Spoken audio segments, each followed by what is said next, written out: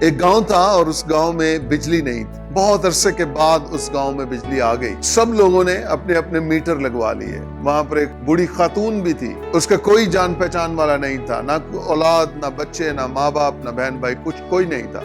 وہ اکیلی اس گاؤں میں رہتی تھی. تو لوگ اس کے پاس آئے اور اس سے کہا کہ اماں، پورے گاؤں میں بجلی آ گئی ہے تو آپ کا میٹر، آپ کی بجلی ہمارا ذمہ ہے. ہم آپ کو میٹر بجلی لگوا کر دیں گے. اس کی بلا سے کہ میٹر کیا ہے، بجلی کیا ہے، اس نے کہا اچھا جو چاہتے ہو کر لو. اب وہ اماں اپنے ہی کمرے میں رہتی تھی، وہی سب کچھ ہوتا تھا. نہ وہ باہر نکلتی، نہ اس نے دنیا کو دیکھا تھا.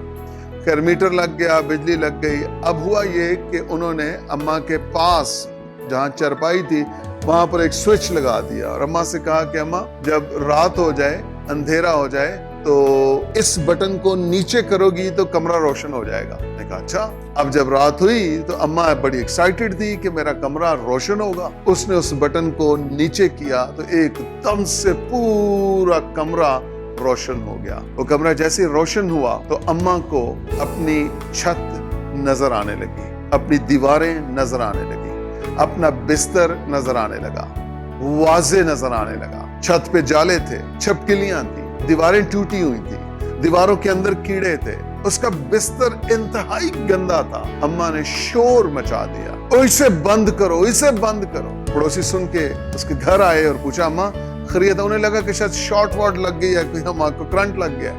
کہتے نہیں، یہ بلب بند کر دو. کہ خیریت ہے، سب ٹھیک ہے، شارٹ تو نہیں لگی؟ کہتے نہیں، یہ بلب بند کر دو. انہیں تے میرا سارا ننگ میرے تے ظاہر کر دیتا ہے. اس نے میری ساری کمزوریاں، میرے سارے ایشوز، سارے پرابلمز اس نے مجھے بتا دیا. میں اسے اپنے کمرے میں دیکھنا ہی نہیں چاہتی. چرچ، یہ جو کلام ہے نا، یہ روشنی ہے. جب یہ ہماری زندگیوں کے لیے بولا جاتا ہے، سنایا جاتا ہے، یہ ہماری کمزوریاں، ہمارے گھاٹے ہم پر ظاہر کرتا ہے. اگر یہ کلام ہماری زندگیوں میں نور بن کے چمکتا رہے تو ہم ایک ایک کر کے، چن چن کے اپنی زندگیوں سے کمیاں، گھاٹے، پرابلمز، ایشوز، گناہ، چیلنجز، ہم ان سب کو جدا کر سکتے ہیں. لیکن اگر ہم نے اماں کی طرح کہا نہیں اسے بند کر دو، مجھے نہیں چاہیے، تو اسی گند میں ہم مر جائیں گے، اسی گناہ میں ہم مر جائیں گے، اسی علت، اسی جبلت میں ہم مر جائیں گے، انہی چیلنجز، انہی آزمائشوں میں ہم مر جائیں گے اور ہمارا کوئی مستقبل نہیں ہوگا. خداوند آج صبح آپ سے یہ پوچھ رہا ہے، اے میری بیٹی، کیا تو تندرست ہونا چاہتی ہے؟ اے میرے بیٹے، کیا تو تندرست ہونا چاہتا ہے؟ آپ میں سے کتنے ہیں جو کہتے ہیں کہ ہاں میں تندرست ہونا چاہتا ہوں، تندرست ہونا چاہتی ہوں؟ ہاللیلویہ.